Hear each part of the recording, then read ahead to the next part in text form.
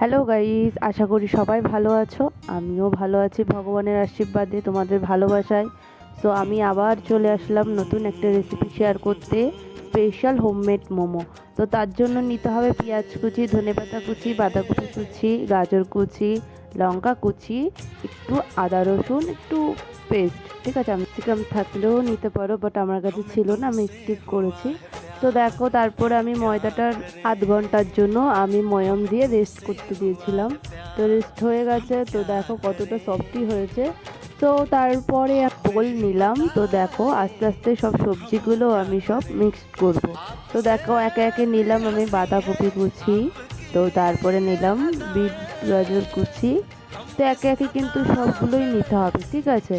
তো অল্প অল্প করে আমি নিয়েছি। দেখো এটা লঙ্কা কুচি, তারপরে দেখো এটা পেঁয়াজ কুচি। মানে এতটা টেস্টি হয়েছে কি বলবো গাইস, মানে কিছু বলার ভাষা পাচ্ছি না আমি কি বলবো। তো দেখো তারপরে এটা ধনেপাতা কুচি নিয়েছিলাম। তো তারপর টমেটো কুচি নিয়েছি। তারপর তো এবার একটু জিরের গুঁড়ো দিয়ে দিয়েছি, কিছু মশলা দেবো, অ্যাড করব। তো তারপর একটুখানি দিয়ে দিলাম হলুদের গুঁড়ো, যাতে যে একটা স্মেল আছে হলুদের সেটা যাতে না বেরোয় তার আগে থাকতে মিক্স করতে হবে। লবণ দিয়েছিলাম, লঙ্কার গুঁড়ো দিয়েছিলাম, আর একটু সামান্য চাট মশলাটা অ্যাড করেছিলাম। চাট মশলাটা দিলে কি হবে, স্মেলটা এত সুন্দর লাগবে, মনে হচ্ছে তুমি এখনই খেয়ে নেবে। তো দেখো তারপরে আমি এক টুকরো রসুন নিয়েছিলাম আর একটু আদা নিয়েছিলাম, হ্যান্ড ব্লেন্ডার দিয়ে আমি ব্লেন্ড করব। তো দেখো কিভাবে ব্লেন্ড করছি। তো ব্লেন্ড করা আমার কমপ্লিট। তো দেখো যে সবজিগুলো নিয়েছিলাম সেটাকে আমি সবগুলো একসাথে নিয়ে মিক্সড করব। তো হাত দিয়েই আমি মিক্সড করব। তো দেখো মিক্সড করা আমার কমপ্লিট। তো চিকেনের যে কিমাটা সেটা আমি এখন ম্যারিনেট করব। তো তার জন্য আমি একটু লবণ, হলুদ আর একটু সামান্য লঙ্কার গুঁড়ো, সামান্য সরষের তেল দিয়ে আমি সেটা ম্যারিনেট করে রেখে দেবো আধ ঘন্টার জন্য। তো আমি এবার গ্যাসটা ধরিয়ে আমি ননস্টিকের কড়াইটা বসিয়ে দিলাম।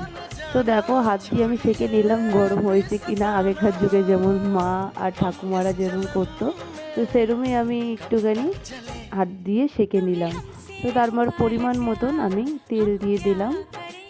তো সেটা গরম হয়েছে কি না, তো খুন্তি দিয়ে আমি সেটা নাড়ছিলাম, নেড়ে দেখছিলাম সেটা গরম হয়েছে কি না। তো এখনও গরম হয়নি, এবারে গরম হয়ে গেছে। তো তার মধ্যে আমি একটু গোলমরিচ গুঁড়ো দিয়েছিলাম, আর যে কিমা করে রেখেছিলাম, যে মাংসটা রেস্টের জন্য রেখেছিলাম, সেই মাংসের টুকরোগুলো দিয়ে এবার আস্তে আস্তে সেটাকে আমি ভেজে নেব। তো বেশি লাল লালও করবে না, বেশি মানে কাঁচা কাঁচাও রাখবে না, সামান্য মানে একটু ভেজে নেবে যাতে একটু খেতে টেস্টি হয়। তো সেরমভাবেই আমি একটু ভেজেছিলাম। তো দেখো ভাজা আমার কমপ্লিট। তো তার মধ্যে আমি যে সবজিটা রেখেছিলাম সেই সবজিটা আমি তার মধ্যেই ঢেলে দিয়েছিলাম জলটা ঝরিয়ে। তো সেটা এবার নাড়াচাড়া করব যতক্ষণ না এটা একটু আঠা আঠা টাইপের হবে। কারণ জল জল টাইপের হলে মানে মোমোর যে শেপটা যখন দেবে তখন মানে কেরম একটা লাগবে, বেশ মানে খুলে খুলে যাবে, তুমি ঠিক করে করতে পারবে না। তো দেখো সেই আঠালো ভাব হয়ে গেছে, তো আমি ফাইনালি নামিয়ে দিয়েছি। তো দেখো তারপরে যে ময়াম দিয়ে রেখেছিলাম যে ময়দাটা, সেটাকে এবার আমি ডো বানিয়ে নেব। তো দেখো প্রথমে 4টি টুকরো করে নিয়েছিলাম, সরি টুকরো নয়, ডো বানিয়ে নিয়েছিলাম 4টে। তো সেখান দিয়ে আরও ছোট ছোট করে ডো বানিয়ে নেবো। তো দেখো ফাইনালি আমার এই ডো। তো এটাকে আমি ভালো করে একটু বেলনি দিয়ে বেলে নেব। তুমি যে মোমোর শেপটা দেবে সেই আকারে বেলে নিও, তাহলে ভাল লাগবে দেখতে, বুঝলে। তো দেখো তারপর আমি যে পুরটা রেখেছিলাম পরিমাণ মতন আমি দিয়ে দেবো। দেওয়ার পরে সেটাকে আমি একটা শেপ বানিয়ে নিয়েছিলাম। একটা নয়, আমি দুটো রকমের, একটা লম্বা আর একটা গোল টাইপের, আমি সেরমভাবেই করে নিচ্ছিলাম। যে যেমন শেপ পারো সে সেরম দিও, বাট আমার এই দুটো জানাই ছিল, আমি এই দুটোই বানিয়েছিলাম। দেখো কত সুন্দর হয়েছে, অনেকগুলো হয়েছে।